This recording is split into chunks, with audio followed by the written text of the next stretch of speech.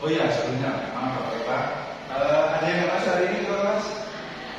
Ada Bapak, Dinas izin. Izin kenapa? Karena ada keperluan keluarga. Oh ya. Semoga urusan Dimas segera selesai. Oke, sebelum masuk ke kelas fisika hari ini tentang materi selanjutnya yang akan kita bahas. Kalian ingat nggak kemarin kalian belajar tentang apa? Sederhana.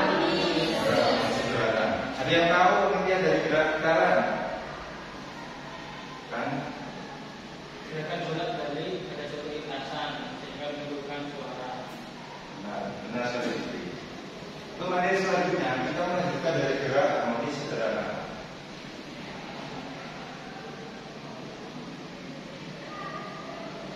Kalian udah makan apa belum? Udah makan apa belum? Kurang semangat. Tapi nggak apa-apa. Habis kelas kita makan. Bapak yang ngasih. Oke. Jadi biar tambah semangat lagi, saya akan tanya kabar kalian hari ini. Kalian jawabnya pakai jargon. Biar dia tak dengar. Bapak tanya, bagaimana kabarnya hari ini? Baik, alhamdulillah luar biasa. Yes. Oke, bagaimana kabarnya pagi hari ini? Baik, alhamdulillah, luar biasa. Yes. Pelajaran fisika itu dari kebanyakan dari kalian mungkin beranggapan bahwa itu sulit. Sulit karena tidak ada aplikasinya yang nyata. Jadi di sini kita akan belajar tentang materi gelombang bunyi. Ada yang suka nonton konser? Pernah dengerin konser? Pernah Bapak? Ada yang tahu nggak makna fisik gelombang bunyi dalam suatu konser? Ya. Biar semati bareng-bareng kita mainkan alat musik. Ada yang mau nyanyi lagu apa bareng-bareng yang sama-sama tahu?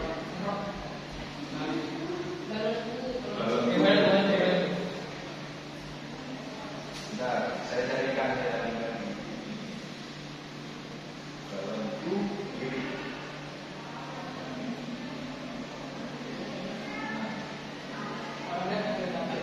Apa? Boleh.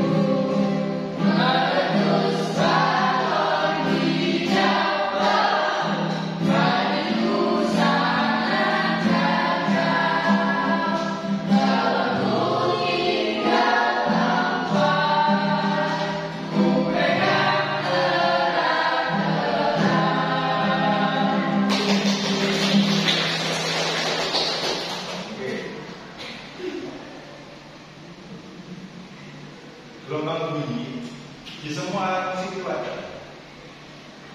Tapi yang kita nggak tahu, kebanyakan dari teman-teman adik-adik itu makna fisik dari bunyi itu gimana.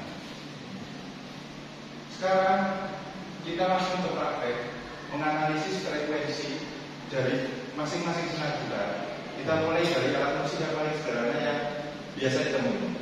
Masing-masing senar itu kan bunyinya beda-beda. Langsung kita analisis frekuensinya. Langsung kita kerjakan secara kelompok.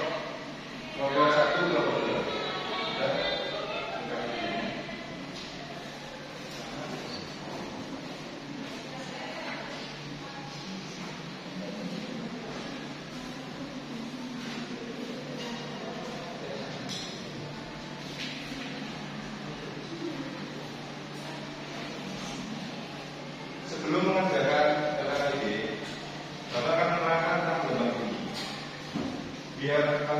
punya gambaran.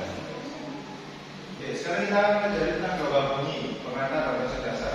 Sebelumnya kita sudah belajar tentang graf harmonis sederhana. Jadi kalian sudah belajar tentang pengertian getaran itu seperti apa. Apa itu gelombang bunyi? Definisinya, gelombang bunyi adalah getaran yang merangkak. Ada 3 media, bisa dicatat buat nanti ketika praktikum kalian bisa ya.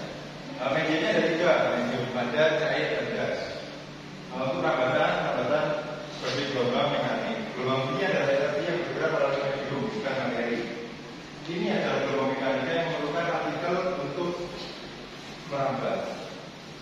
Jenis-jenis gelombang bunyi, longitudinal, transversal. Apa sih gelombang longitudinal? Longitudinal arah getaran jajar dengan arah rambatan.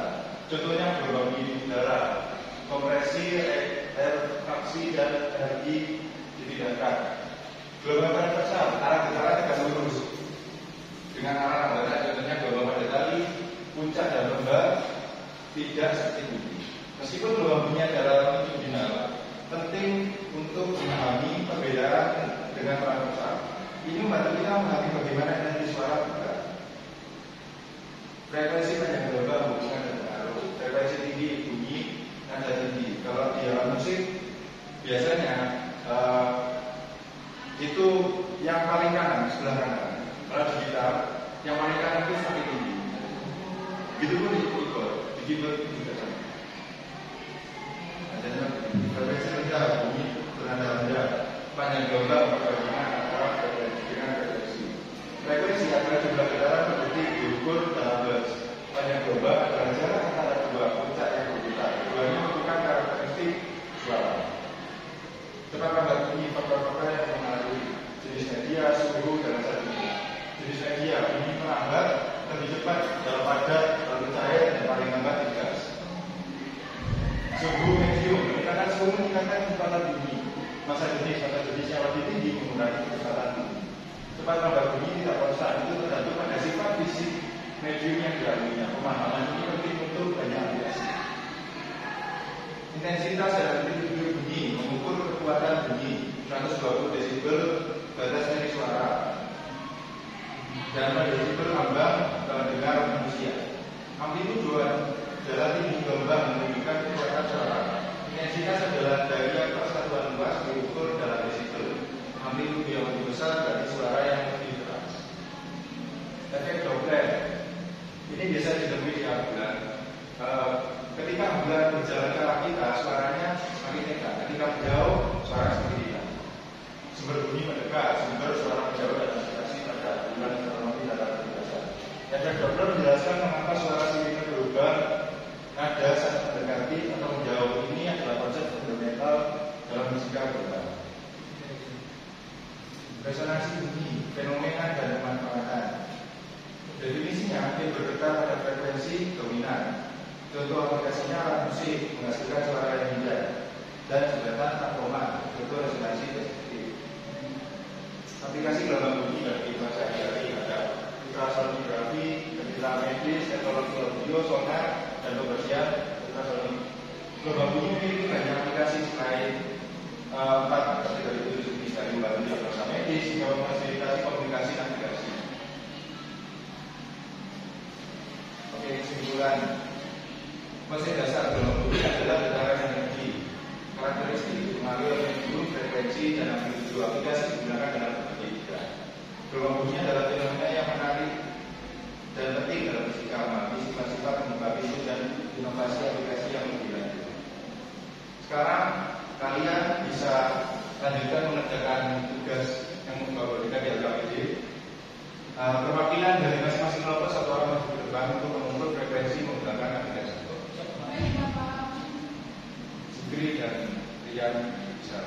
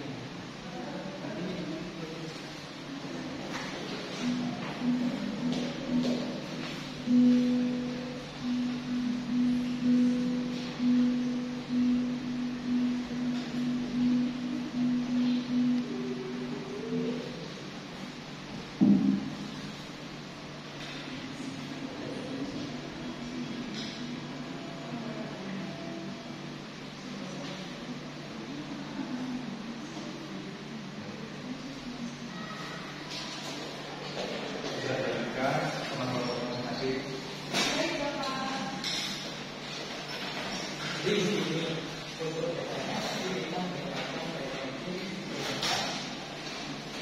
kedua di situ. Kemudian frekuensi kedua diberikan 100 di situ. Lalu ada yang juga mendapatkan 300 di situ. Ada yang dipaksa.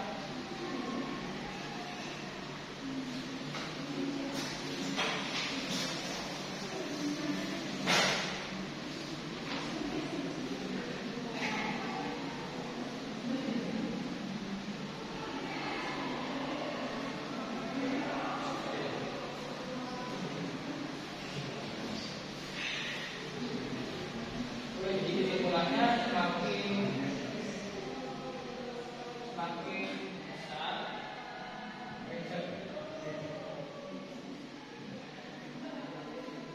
Ya, frekuensinya kan frekuensinya. Kalau frekuensinya dari kan berbeda dari frekuensinya diperoleh 48. Benar ini. Jadi 0,05 frekuensinya dibutuhkan.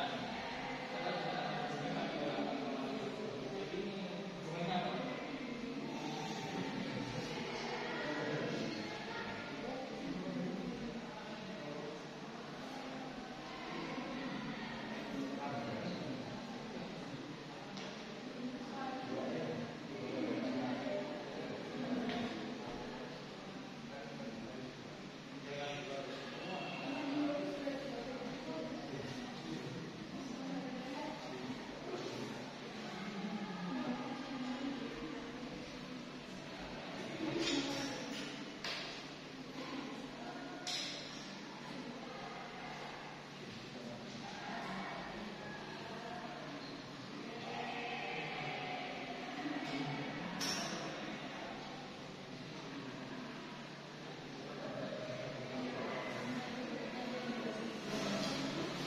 Ya, makasih.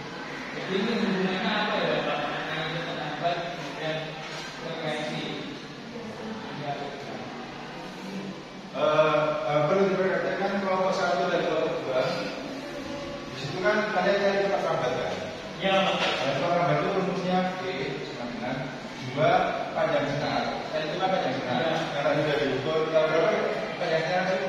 0,65 meter Bapak. Itu panjang senar ke 10-an. Soalnya kan sama bukan alat. Dikalikan dengan frekuensi yang diukur pakai alat. Jadi masing-masing senar ada 6 senar. Itu kecepatan lambatnya berbeda. Silakan digunakan. Baik Bapak. Terima kasih.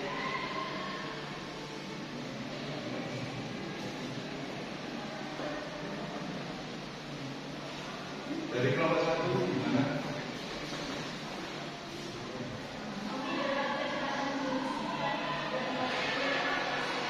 Oke, terus. Untuk kelompok 2 bagaimana datanya? Sudah Bapak. Ya Pak.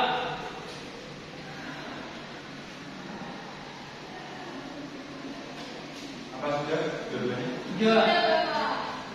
Sudah Bapak. Masing-masing dari kelompok 1 orang bisa menjelaskan hasil. Saya dulu. Ya, boleh.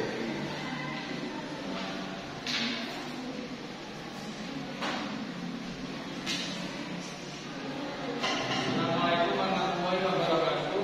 Waalaikumsalam warahmatullahi wabarakatuh.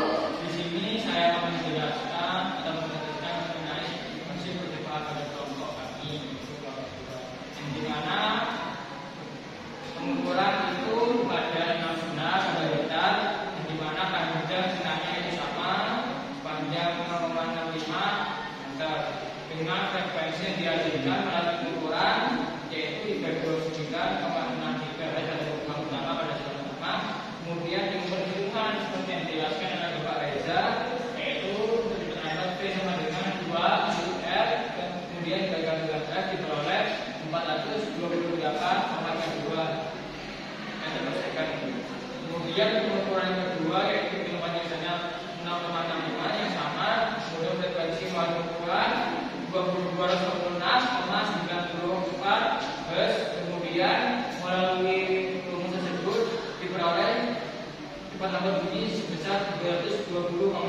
meter per second.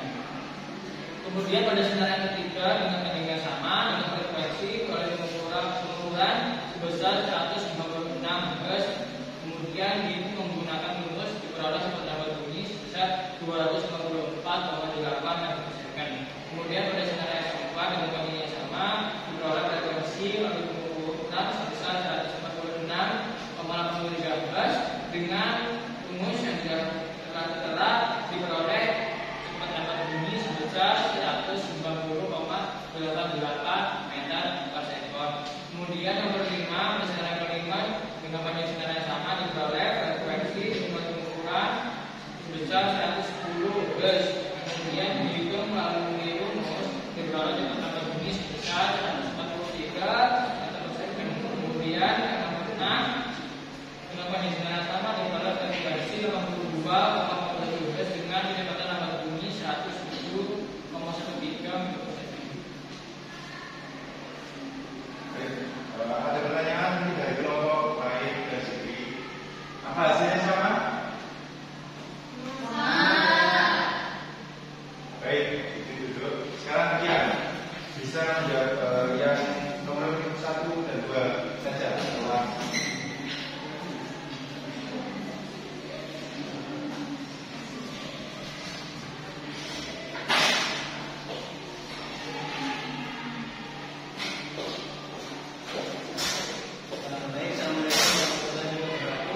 Waalaikumsalam warahmatullahi wabarakatuh. Kalau saya perwakilan dari kelompok 2 akan menyampaikan hasil analisis kami dari praktikum yang saya lakukan dengan soal yang pertama, apa hubungan antara frekuensi dan cepat tambah bunyi pada sinar? Berdasarkan analisis yang telah kami lakukan, frekuensi berbanding lurus dengan cepat tambah bunyi jika panjang sinar tetap. Semakin besar frekuensi, maka semakin cepat gelombang merambat pada sinar tersebut. Kemudian untuk soal yang kedua, apa yang terjadi pada suara saat panjang kolom udara berubah? Nah, jawaban dari kelompok kami, saat panjang kolom udara bertambah, frekuensi resonansi menurun sehingga Anda menjadi lebih rendah. Sebaliknya, jika panjang kolom udara dipendekkan, frekuensi naik dan Anda menjadi lebih tinggi. Baik. Ada pertanyaan untuk Kian dari kelompok 2? Tidak ada penjelasannya. Terima kasih. Jadi ada yang bisa menerangi tentang apa yang sudah kita pelajari hari ini, bisa memberikan kesimpulan? Ya Pak? Saya Bapak. Oh, Pak, ya. Jadi pada kesimpulan ini, panjang sinar berpengaruh pada frekuensi bunyi, lalu frekuensi dan panjang gelombang menentukan cepat tambah bunyi.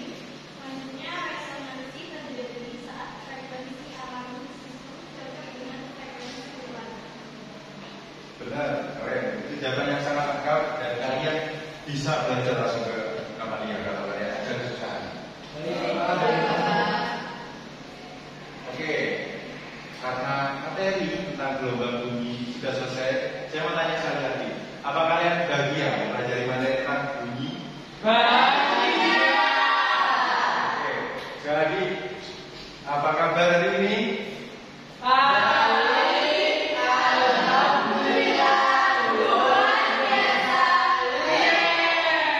Oke, sebagai penugasan di minggu depan, kita adakan praktek lagi tentang alat musik rebana. Baik, Bapak. Baik, Bapak. Jadi sampai ketemu di pertemuan berikutnya. Terima kasih. Wassalamualaikum